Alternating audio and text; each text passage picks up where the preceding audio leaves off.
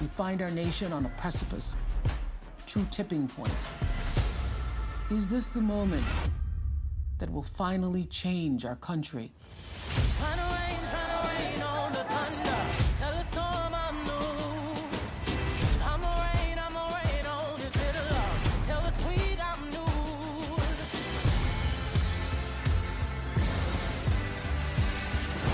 It's not a broken system. It was built to function exactly as it is. We must respond with bold action. This is our country, too. We can build new systems that do what they should. I'm a walk, I'm a march on the regular. We are united. We are standing. Follow away. And we are going to fight this fight. Freedom, I can't move. Freedom, cut me loose. I break chains all by myself. There is something happening across this country. When we work and when we fight and when we march and when we speak up and when we offer solutions, we win. I'ma keep running cause the winner don't quit on themselves. It's always the right time to celebrate women and black women in particular. It is an opportunity to show the nation and the world that we will act. It has been an inspiration. You have the choice, and it is that choice that gives you power. Vote. Vote like your life depends on it, because it does. That is what we need next. Action.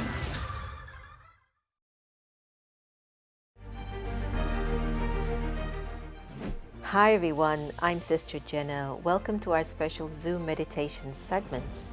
Look, it's no joke. Things are kind of weird. It's just weird. Pandemics, protests, job insecurity, global pause. Everyone's numb, but also everyone's searching. And they might be searching on this little gadget of Zoom in a little box. People from all over the world who don't know each other are coming together in Zoom rooms to figure out who they are, why they're here, and how to meditate.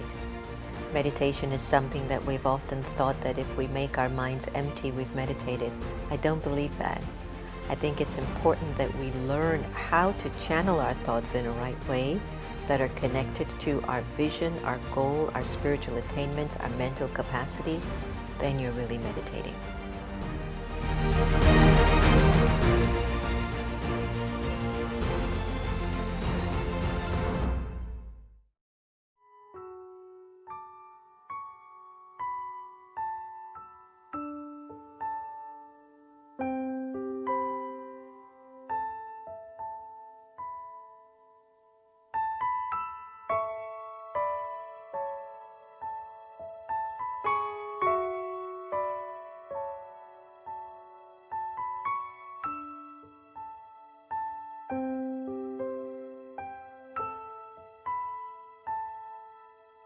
I will be gentle with myself. I will be gentle with myself. And I will hold myself like a newborn baby child. I will be gentle with myself. I will be gentle with myself. And I will hold myself like a newborn baby child. I will be tender with my heart. I will be tender with my heart. And I will hold my heart like a newborn baby child. I will be tender with my heart. I will be tender with my heart. And I will hold my heart like a newborn baby child. And I will only go as fast as the slowest part of me feels safe to go.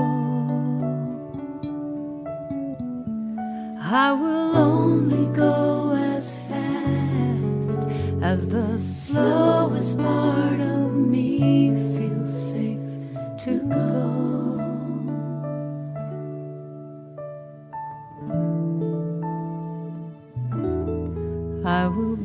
easy on myself. I will be easy on myself. And I love myself like a newborn baby child. I will be easy on myself. I will be easy on myself. And I love myself like a newborn baby child.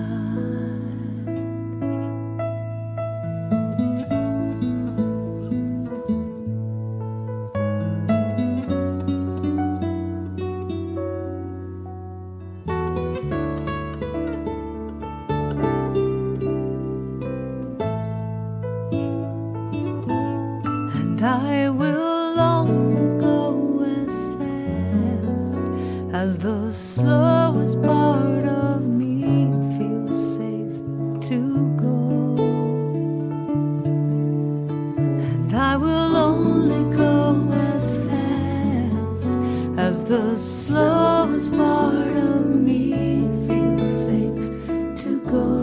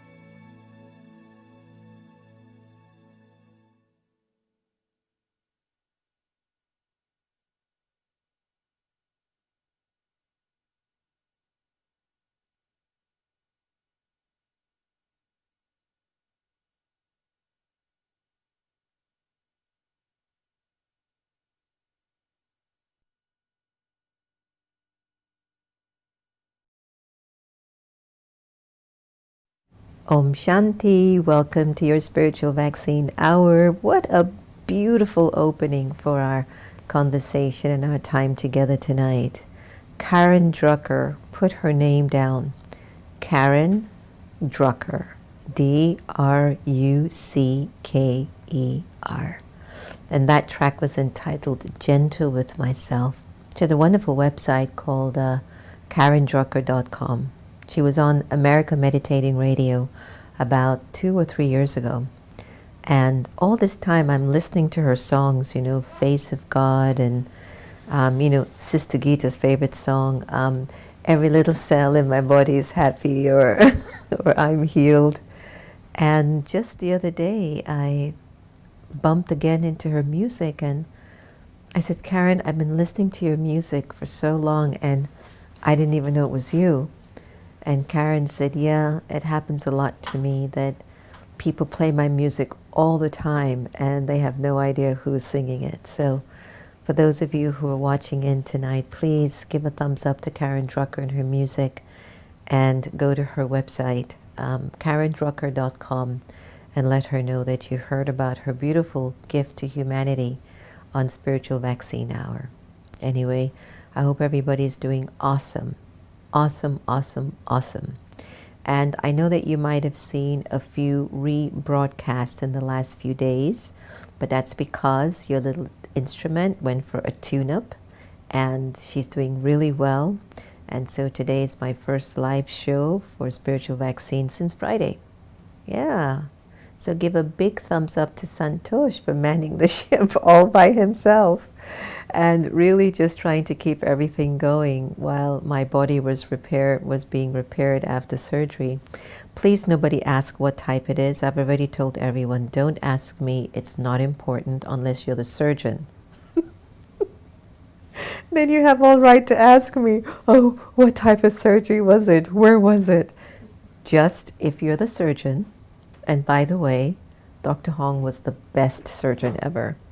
But if you're the surgeon and you're going to work on me, you have all rights and all permission to ask, what surgery was it? Or if you're one of my intimate, very close healers who have been with me on this journey for the last month and a half, and has been just giving me all of your good wishes and blessings, then I might tell you, but it's not important.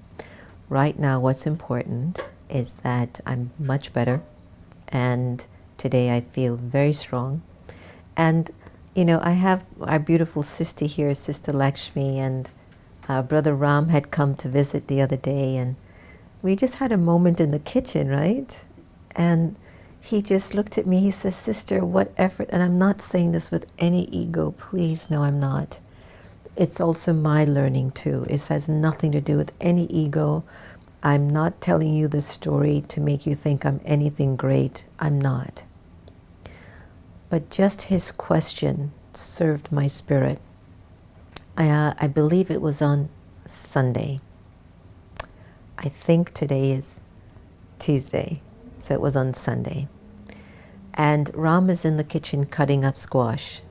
And I had just walked in very slowly, and Ram just looked at me and said, Sister Jenna, what's going on? I mean, you look like you've taken like 10 steps, and like there's no pain or suffering at all on your face. And I swear to you, the first words out of these lips were, I don't have an option. And just hearing that, everyone, made me go, wow, I was doing a lot of work before this thing was going to happen to me. And after, I was surprised myself, everyone, when I responded to Ram and I said, I don't have an option. I was like, wow, where have I been? So inside, I've been taking care of my spiritual vaccine. You know, Einstein said, you can't solve a problem at the level of consciousness that it was created. You have to rise totally above it. And just that one question that Ram asked me did such a healing inside. I hadn't even thought of it. And he just said, your face doesn't show any pain or sorrow or something. It doesn't show any sorrow, suffering. Santosh, has it shown some suffering and sorrow since the surgery? No. It's weird, right? I mean, Santosh looked a little bit like he might be going through something more than me. But I was saying, I just didn't have an option, everyone. It's like, I have to take care of everybody and everything, and we have to keep things going. I don't have an option. And I think that's a blessing, that you have to keep your eye focused on the ultimate prize. You can win the war but lose the battle. That's what tonight's about. So in the evenings I would go to bed and I would listen to a class. I would listen to the Bhagavad Gita. And I've actually listened to the Bhagavad Gita about, I'm not going to exaggerate, maybe 50 times at least, over and over again. And if you are watching me right now and you have never picked up a Bhagavad Gita or listened to it, I recommend that you download it on Audible or you get a copy. It is one of the most invigorating, inspiring texts that you can come across, especially when you're trying to physically heal your body and you might have a little bit more time in your hands, and you want to keep your mind healthy, because if you don't keep your mind healthy, your mind will go to where your pain is, your discomfort. Remember when I was telling you about that little that little burn I had gotten on my finger, and I was telling all of you how, oh my God, that was like so stingy. It was like really burning. And I was telling you that knowing that I was going to do surgery pretty soon. And the thought in my mind was, how am I going to handle a surgery if I can't handle a little burn. Just like, look, it's gone. And I said to Baba, wait, no way, no way. Atma, soul, is separate from body. And body doesn't feel a thing. It's the soul that feels everything. So the more I'm attached to the body, then of course the more I'm going to feel stuff. So again, you know, I won the war. I might have lost the battle with this little thing. It was like, it was so painful. When I would put that sanitizer on there, it was putting alcohol on an open sore. It's like a relationship that's gone away, you know? It's like gaining 10 pounds when you know you actually wanted to lose 10 pounds. Is anyone out there feeling a little bit extra weighty? I'm just curious, because I kind of asked Santosh, do I look a little fat to you lately? Santosh says, I feel like I'm gaining too much weight. I was telling Santosh, do I look a little bloated, like I feel kind of fat? But I don't know, maybe the anesthesia has my stomach and stuff feeling really bloated. But I've been feeling bloated for the last 4 days. And Lakshmi gave me, what's this thing, Ajwain? Ajwain seeds last night. We were just breezing over the DNC. We're watching a little bit of that. And she gave me these Ajwain seeds to chew. And she says, once you chew it, whatever is that bloat or that indigestion that you're feeling, it will go away. And I started to chew the seeds. I was like chewing, I don't know, cocoa leaves, which I've never chosen. I've never chewed cocoa leaves before, don't get me wrong, but it just felt like this is a really odd flavor. But I trust her. I trust her. So even though I might not like whatever it is I'm chewing, I trusted her. And the energy of the trust was the means of me winning my war. With the fact that I was feeling like really weird in my stomach. I felt very bloated since Friday. Like Humpty Dumpty sat on the wall and she needs to have a good fall so she can just let everything out. So I don't know. But I ate it and I kept chewing it last night and I started to feel very, very light, but I still feel a little bloated. So I don't know if anyone out there feels like they're gaining way too much weight and they need to really move a little bit more and exercise a little bit more. It's a part of the journey right now. So, as we move into today's conversation, it's something I've been picking up from the Gita, where the whole thing is that we have to fight this war. And I spoke about it in Wise-ish as well. And I've been churning about it in my head a lot. And we've been talking in the house. We are going through different situations and circumstances in life. And each situation comes for a specific reason. There are some situations that will come that will call you to make a sacrifice. I felt my health opportunity was a sacrifice. I can also become very accountable and say, maybe I've made a mistake in some previous life. Maybe I've done something in this life that something has slipped in. But for whatever it's worth, I have to deal with this particular situation. I, the soul, am inside of the body. And once I'm in the body, I'm going to be in a battle. I'm going to be on a battlefield, which means emotions, feelings, thoughts, ideas, dreams, desires, expectations, ups and downs, ins and outs, love, hate, dislike, seeing what I'm not supposed to see what I should be seeing and not seeing. All these things will start to emerge simply because the soul is in the body. Amazing. And when the soul is not in the body, it has a different kind of a war going on. It's different. But once the soul is in the body, you're at war. You're at a war with your thoughts, with your emotions, with your needs, your wants, desires, your needs, fundamentals, things that you have to get to survive in life. Your wants, you can live without. Oh, I want chocolate. But you can live without it. I need water. You can't live without it. So don't mix up your needs with your wants. And a lot of times why we fight and why we struggle is that we mix up the two. We put way too much energy in our wants and we ignore our needs. And the needs which are really supposed to make us survive and to really weather the storm and endure the struggle and the fight and the battle doesn't have enough energy to endure. So situations come, you lose a few fights, but your losing is not necessarily because you don't have it. There are times that you just have to surrender to something, because each time you keep forcing it to be what you want it to be, or struggling to fight and make it the way you want it, you're actually losing the war. You're not even winning the battle. Even if it's short term and you go, you get in a little bit. Finally, you're right. Finally, they recognize you. That wasn't what the war was about in the first place. Back in Vietnam, thousands and thousands and thousands of lives were taken. They didn't know why they went to war. I'm not making it a political statement, but the worst feeling is to be fighting in a war and not knowing your why. What are some of the things that you're fighting with and fighting for at this moment in your life, and you don't even know why you're giving up your greatest asset, which is your peace of mind, your purity of heart, your conscience?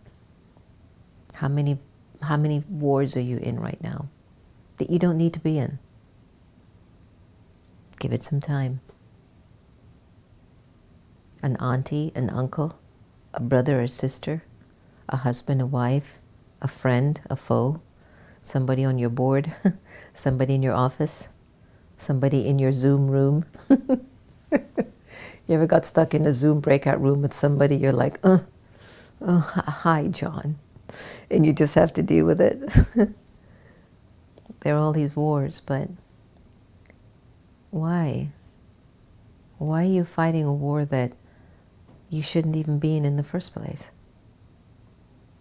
We've got one coming up right now in the next 2 to 3 months, the war of vote. Every American is going to have to go out there and find a way to get their votes in. Doesn't matter to me who you vote for. Vote Republican, Democrat, Independent, vote. Become active. There's a war happening with the democracy of the United States of America. And if you see some are winning small battles, don't watch that. The ultimate win is about the war, not about the little battles along the way. And even if we have to battle our way through 10, 20, 30 times, we've only got less than 80 days. Are you ready to win this war? You're going to have to go out and vote. It's a big war. And so when I look at the war, the battle within, as you mature spiritually and you really begin to take time to be very sincere and to look inside of your own heart and your own conscience. If you ever find your fingers pointing at someone as your problem in life, you've not only lost the battle, but you're definitely losing the war. Because the enemy isn't outside of you, it's in. It is a part of you that you haven't understood yet. It's a part of you that you're scared to see. It's a part of you that you feel that if you address it, you'll be embarrassed. You will not like yourself. You will feel ashamed. You'll feel guilty. And what you might not realize, that deceit with yourself is making you lose everything in life. It's making you lose your dignity, your conscience, your power, your heart, your friends, your family, because you don't want to look at what you need to see. When a soldier's out on the field, and I can't say I've been in battle in this lifetime in physical war, but I'll tell you that at a soul level, I've definitely been on a battlefield. I love discipline. I love it. It keeps my mind free. The more systematic my days are, the more I can do. When I don't have a system or a timetable or a structure, what do? I look for something to do, or, well, maybe I should do that, or, then you realize your intellect wants to stay busy, so it stays involved with things that have no purpose in building your fortune or your future. Lack of discipline. But when you're disciplined, you will go, I need to be here at this time, I need to do this, and then your mind is so free to be creative that it can catch thoughts from Baba, and it can catch thoughts from drama. So when we go back to really investigate, are you fighting a war you really don't need to? Are you caught up in somebody else's business? Are you trying to change someone? We posted a picture, this picture with Sister Gita, and she was walking around in her blonde wig. Thank God she has lost that wig, because we hid it from her.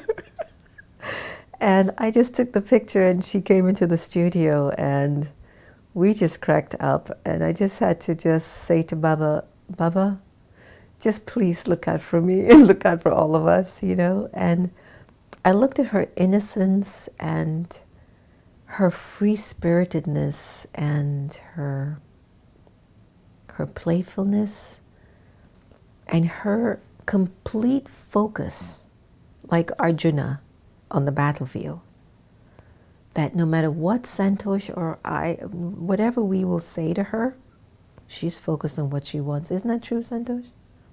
We can tell her no 100 times. She'll do exactly what she wants to do. She is focused on winning her war. And she doesn't even care about the battle, folks. But I have to tell you, since Lakshmi has been here, she has got her on the wrap. She's like, do you want to come and help me chop the vegetables? I don't know if I really want. You can just chop it like this, Sister Gita. And she got her. So I'm watching all these soldiers on the field, right? At the house. And Lakshmi's doing her little war there, and then her little battle with Sister Gita. Come now, she's a soldier. And you're on the field with me. Come, help me chop the vegetables. Sister Gita, you want to help and set the table? Do I have to? Yeah, well, you want to, you can. Now, if me and Santosh ask Sister Gita to set the table, she goes, why? You should set the table. She would look at us like, I'm not losing this battle, nor am I going to lose this war. You guys set the table. What is it that made Lakshmi different than the both of us? Santosh, what? How come she listens to Lakshmi and don't listen to us? We don't have any more power? What is going on? Listen to me, everyone. Sister Gita knows exactly who to listen to. And then she goes out with Lakshmi, and they went walking, and they're having a wonderful time. And I'm saying, Santosh, we've been doing this wrong. Lakshmi has completely won this war. And she's not even in a battle with Sister Gita. They're just together on the field doing their thing. And she's doing so well. Do we know ourselves? Do we know ourselves that we can begin to apply what we know within ourselves with others? So it becomes easy. And just watching and observing the way Sister Gita's moving with Lakshmi, it's been teaching me something. Like, okay, let me find a way to win this war with her, and don't worry about the mini battles that I go through with her every day. From eating to sleeping is a battle. And it's like, we have to win the battle, right, Santosh? Many times we're like, you can't do that, Sister Gita. She's like, no, you can't leave that. You can't do it. Lakshmi comes and goes, Sister Gita, why don't we do this? Yes. I'm like, how in the world does she do that? I mean, every day we're telling her she can't do it. And until she doesn't do it right, we go, yeah, we got through this time. Right? We're like, we got through. Okay, tomorrow's another day. And Sister Gita just sits and goes, You think I don't know what you two are up to? I think we've been fighting a war we don't need to fight.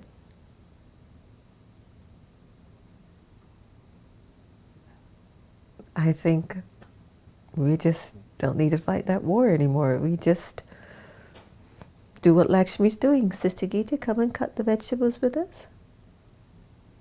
You want to come for a walk? I don't know. It's just maybe the way she's doing it. She's doing it without any sense of battle in her spirit. You know, mark you, Sister Lakshmi has the upper hand because she leaves next week. We stay. We stay. She's like, it's okay. I only have 3 more days, 5 more days. Cut the vegetables. So she can cut the vegetables. I can manage. Sister Geeta, just do the vegetables like this.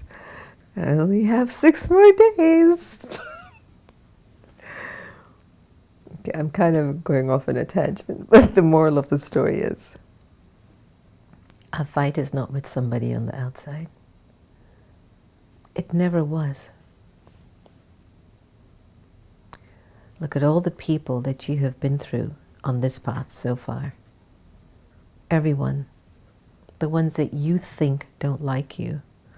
The ones you say you don't like.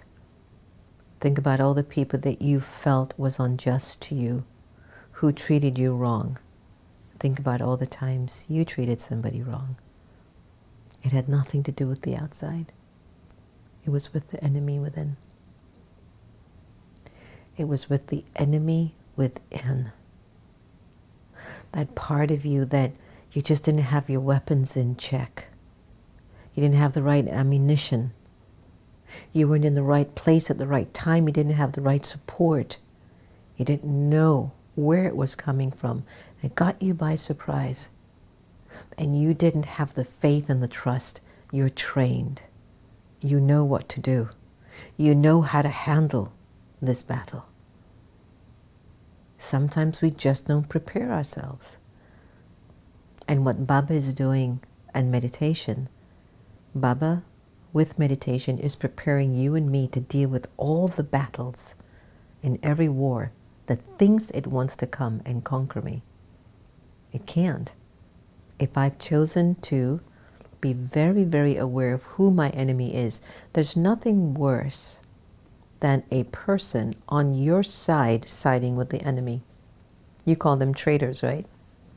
When the person who's supposed to be in your camp is telling the opposition or the enemy where you are located, what you're doing, and when to strike. So the thought inside of our own minds has a little bit of that information on us. And I want you to take some time here and take notes. That thought inside says, oh, I know where she is inside of her spirit.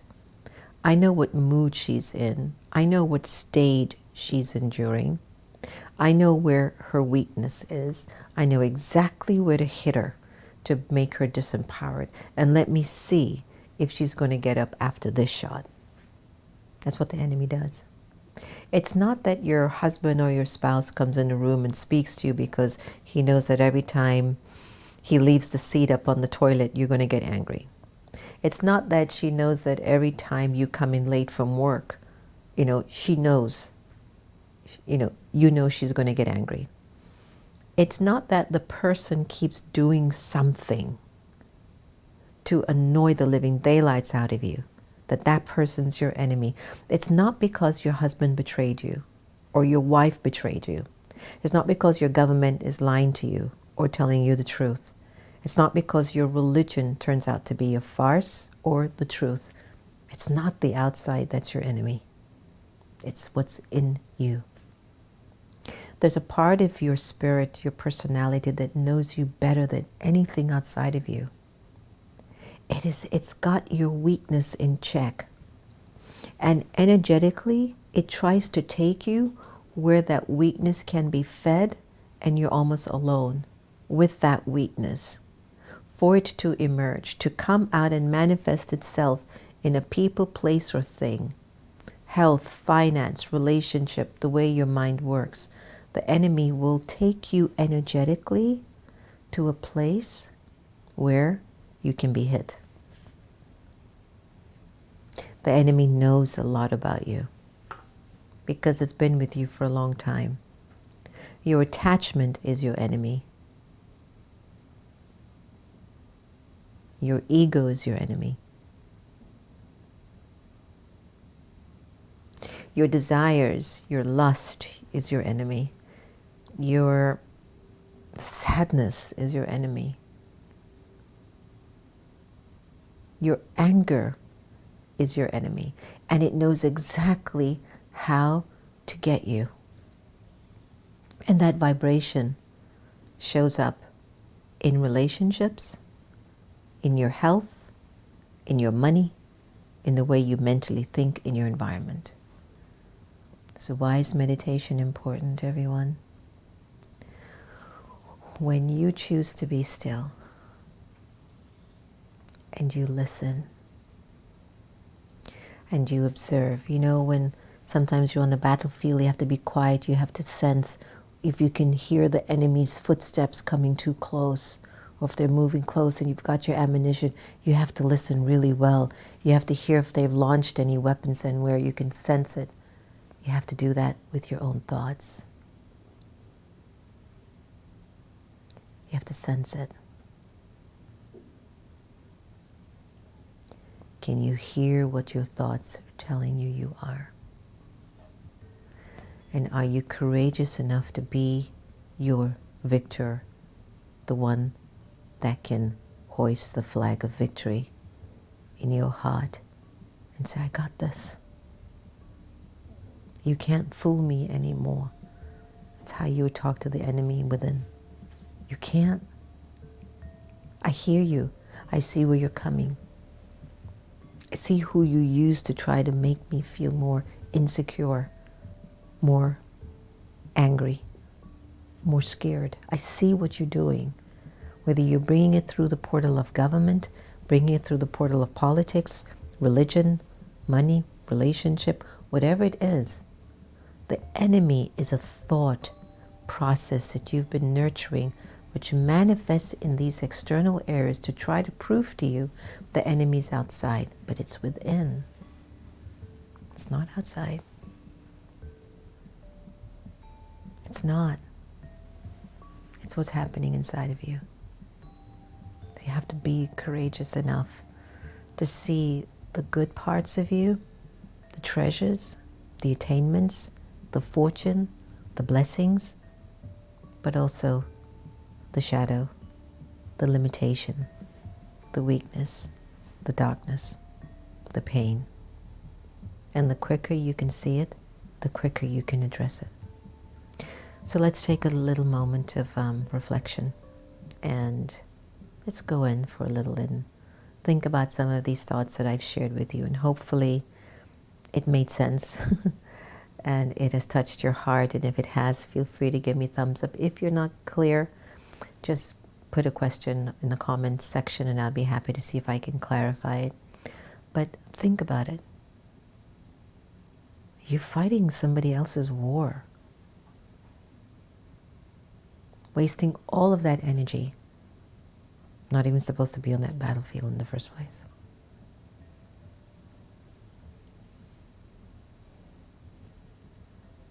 Who's that enemy that's living inside of you? What form is it taking? Attachment? Ego? Anger? Jealousy? Lust? What's the form of your enemy? How are you able to identify the enemy? It's okay if you win these tiny battles, but that's not the purpose. It's the war that you have to win, not these tiny battles. They have no significance. You can lose 100 of the battles, just don't lose the war. Let's have some meditation. Take a breath in. Breathe out. Breathe in again. Breathe out.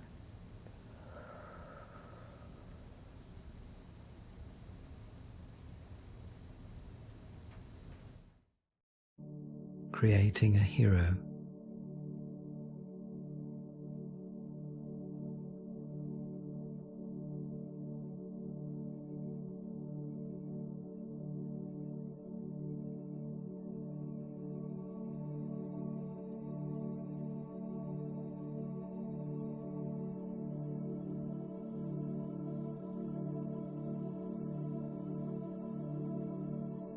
quieten down and step out of the maze of stressful thinking and doing. I begin to tap into my innate spiritual roots.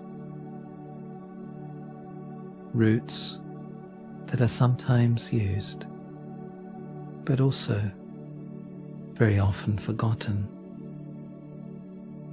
because the dragons of doubt, of anger, of worry eclipse them. I decide to become stronger.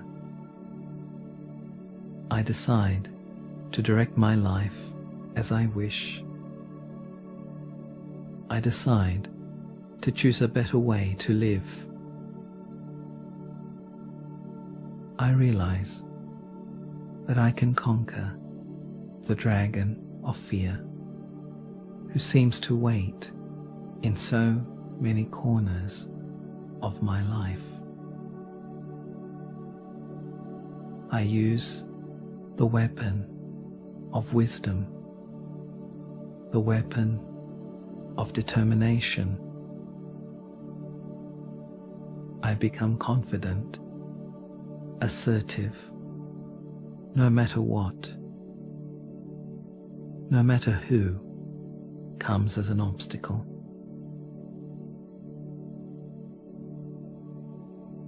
I will not be submissive or intimidated by anything or anyone fearful, angry, or pessimistic.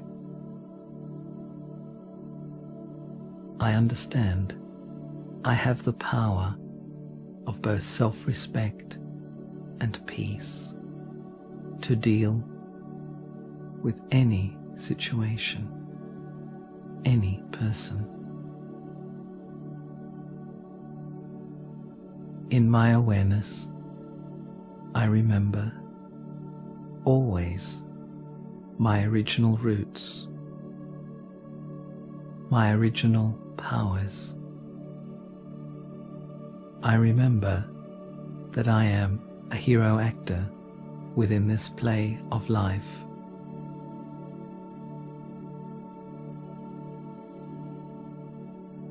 According to time and destiny, I have the right to be here and to express what I am. No need to fear the lack of approval of others. No need to fear rejection or criticism. Let me understand and simply have the courage to do. And through the doing, through the action, I learn what I need to learn. I achieve what I have to achieve.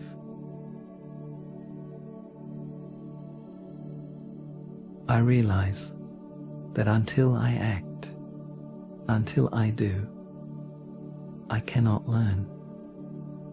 I cannot find well-being.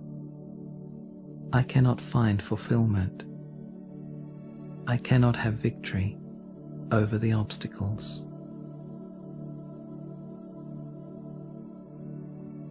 With deep faith and determined thought, I firmly do what I have to do. I courageously say what I have to say.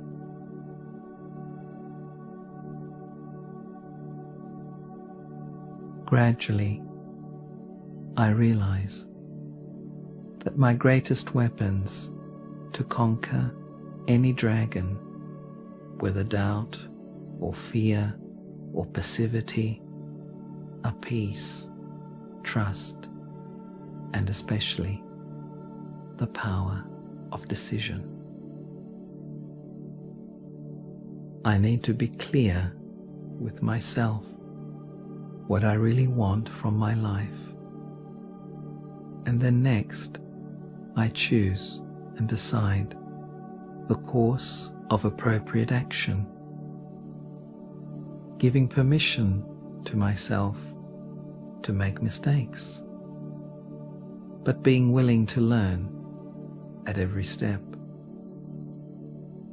I, the hero of this moment, I do not lose my balance through getting entangled in wasteful talk or hopeless thinking. I do not lose my self-respect by getting influenced by the negative vision or words of others towards me. I do not lose my aim just because others do not believe in it, ridicule it.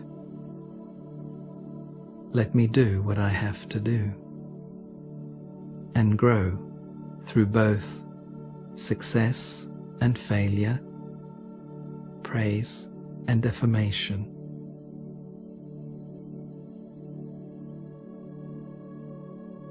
Out of fear, I must not become rigid. Let me remain flexible, tolerant, and open. Out of anger, let me not become hard and stubborn, but keep peaceful and respectful to all. Out of selfish ambition, let me not become calculating and ruthless, but maintain a respect for the rights of others. Out of insecurity, let me not be lost in comparisons and competitiveness, but value the uniqueness of each one and of the self. These heroic gestures in each moment of each day conquer all the dragons. No crisis is so huge, nothing is that bad that I, the hero, cannot face and transform. I can transform it. Always I can. Because from my spiritual roots, my soul self, I will always find the resources to meet the needs and challenges of living. I always can connect to the divine source, to the divine friendship. I can take that power, I can take that blessing, which makes my task easier and more successful. That divine friend that believes that I can be that hero, the hero that creates the well-being not only of the self but of others.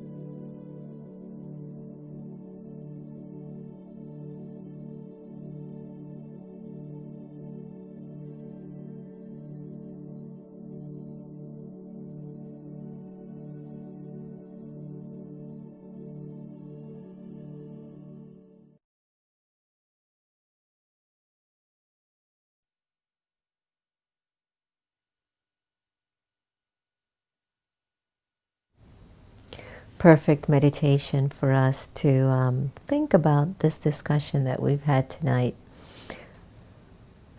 Have we been able to identify the enemy within? There's nothing worse than having a traitor in your shop. You know, there's a story, Lakshmi Ben, you would know better than I, about Mahmud Ghaznavi, who went to loot the Somnath temple in India 14 times. Muhammad Ghazni.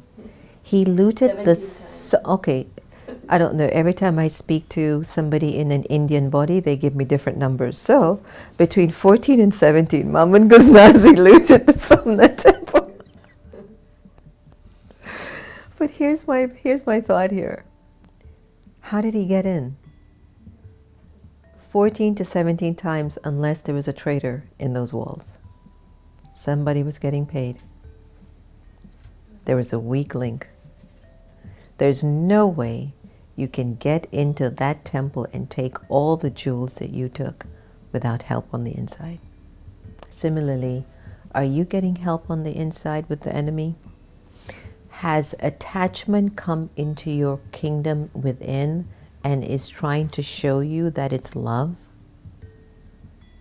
Is attachment trying to camouflage itself in your consciousness as love? Because that's what the enemy would do. It would somehow try to trick you, you know, it would kind of do some sort of a payoff. It'll make you enjoy the feeling with, it's coming in the form of love, but it really is attachment. And you don't know it. And the attachment is taking all your treasures, all your attainments. You're not only losing the battle, but you're definitely going to lose the war. So wise up. It's time for our discernment. It's time for us to learn, well, who's in charge of my kingdom? Hold your court. Check. Are these 5 senses under your order? Are these 5 senses under your order? Are they in your control?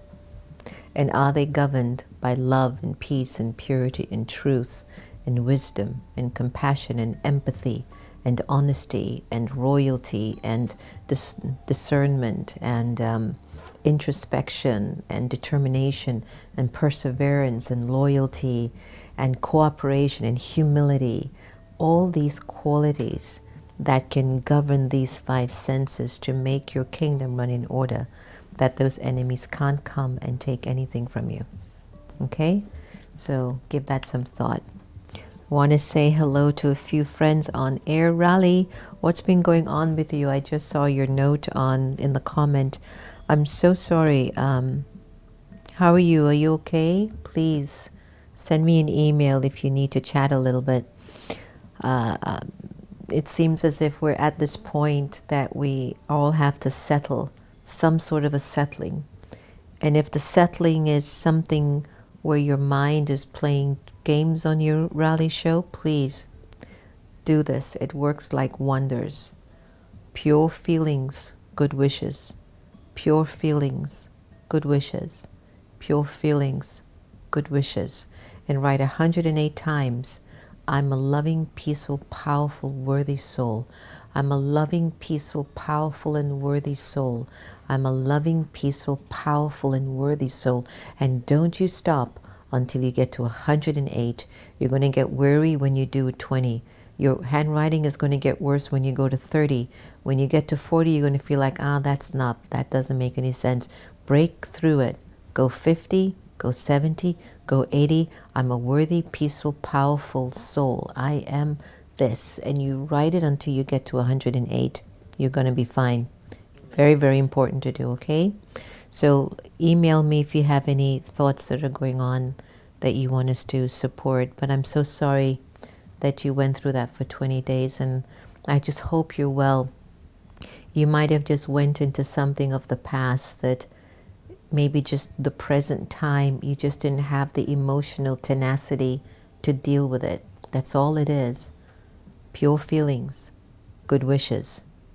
Pure feelings, good wishes. I don't care what the doctors say, and you need to listen to them. Take whatever they've given you, but there's no way I'm going to not believe pure feelings and good wishes isn't a cure. Pure feelings, good wishes. Pure feelings, good wishes rally show. Akshay, how are you? I don't know if we have your videos. We'll play them one day. Akshay came by every day. Today, everyone. He came by to help. He helped with putting the shoes together, sweeping up the front. He spoke Santosh to oblivion. Santosh recorded his meditations, did he? Yeah. Because he's so smart. We had lunch together or breakfast together, and it was really lovely having him. So let's hear what he has to say.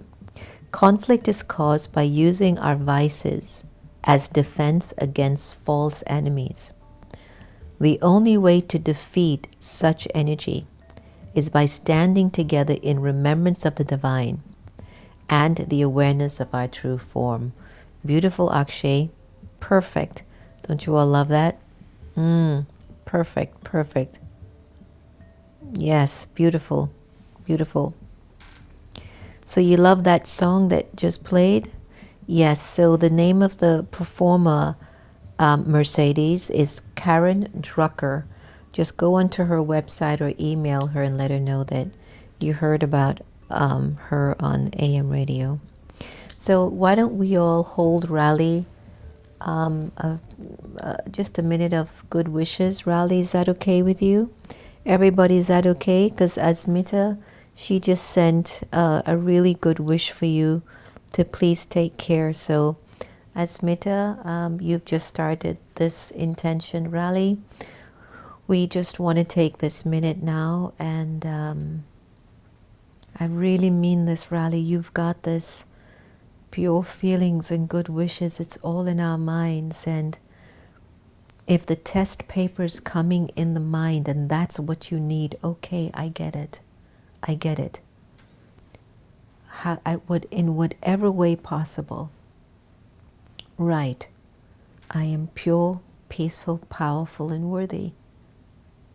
I am pure, peaceful, powerful, and worthy. 108 times. Second, pure feelings, good wishes every day.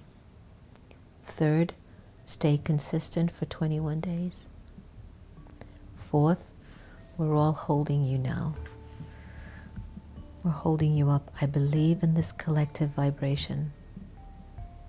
Everyone who has sent me good wishes has made this so smooth. And Raleigh, this is also smooth for you. So everyone, for Raleigh and her smooth shifting of her karmas with the mind, that as of tonight she starts to believe, I'm peaceful, I'm pure, I'm loving, I'm worthy.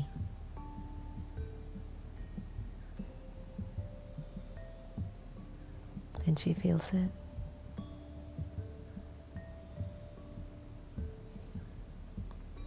And that it's okay to let go of the past.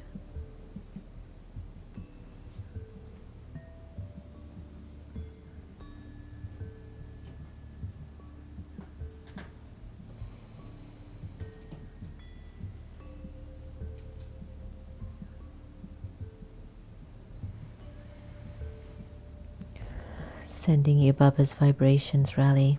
You be well, okay? Don't let anything hold you back. Here we're going to go through little tests. It's just a little battle. But you're going to win the war, sweet sister. We all are going to win this war. Especially when we practice pure feelings and good wishes. All right? So I hope you could feel all of our pure love and pure feelings for you tonight. Pure feelings.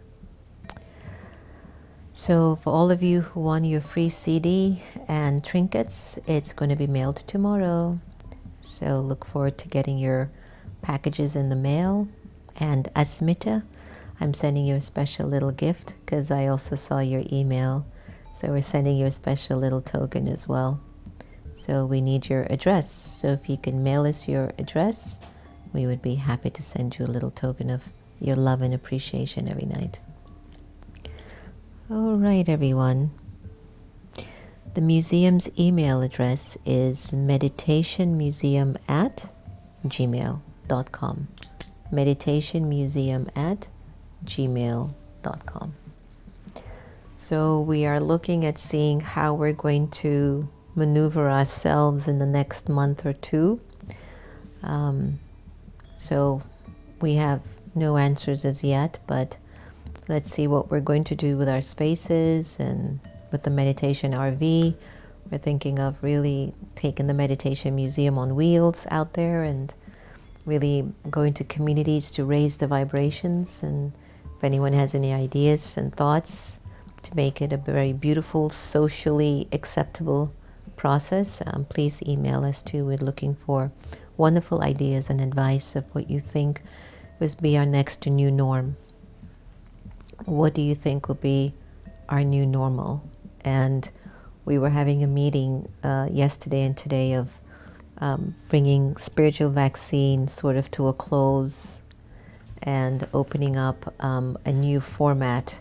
We'll meet every night still at 6:30 to 7:30, but bringing something fresh and something new to the air and keeping our energies, inspired and intoxicated with you.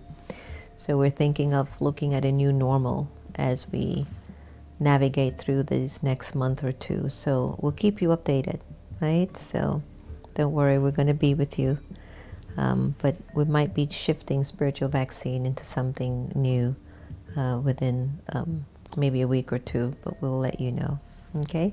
Because, everything is new, everything is changing, so we have to change. And I love us kind of being together in our living room and chilling. And as you can see, we have moved the studio downstairs. And Santosh and I thought it was a really great idea. It's been really stressful managing Sister Gita. Now she wants to go to the garage every time we're doing a filming. Today, I think Antonia has her on the wraps upstairs. So we're a little bit protected. But anyway, Raleigh, please hug yourself. And I understand. I get it. I get where you are. I've realized that every situation that comes is, if you look at it, it's an opportunity. Something good is going to come. But you have to see that, and only that. Don't see the suffering, don't see the pain, don't see what you have to go through. Just go through the process, but know that it's beneficial. I don't know if you can hear that music that's playing. We call that our traffic control. And every hour in the hour, it goes off in the house and we pause for a moment of silence for the world. So what I'll do, I'll just sign out and invite you all for a little meditation that Santosh did today with me, and we'll close off with a song as well. And love all of you. Glad to see you guys. I've missed you all. You're family to us. We really missed connecting collectively. But anyway, you be well and take care. Om Shanti.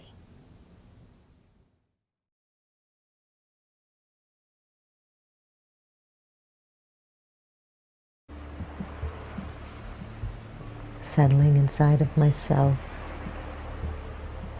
I pause for a moment.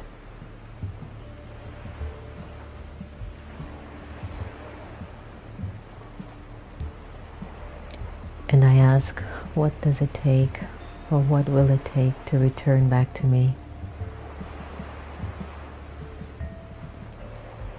To find my real essence,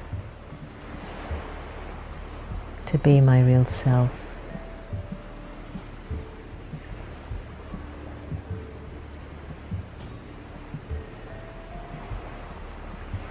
As I replay the tales and the stories of life, I stop at moments that give great joy, but I also stop at the moments that didn't. Sometimes I stay there longer than I want to.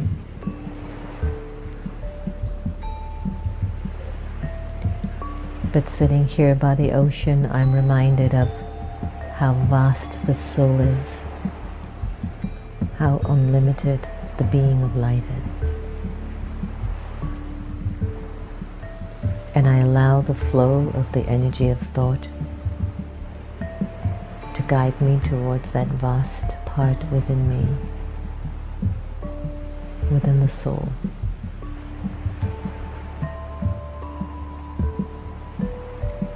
What it takes to get back to myself is sometimes just a simple question. And time. A gentle pause. Reflection. And from somewhere deep in the soul, a memory, an image, the light, the story emerges. It's connected to my vision, to my future. And it signals me what to do and when to do it in my now.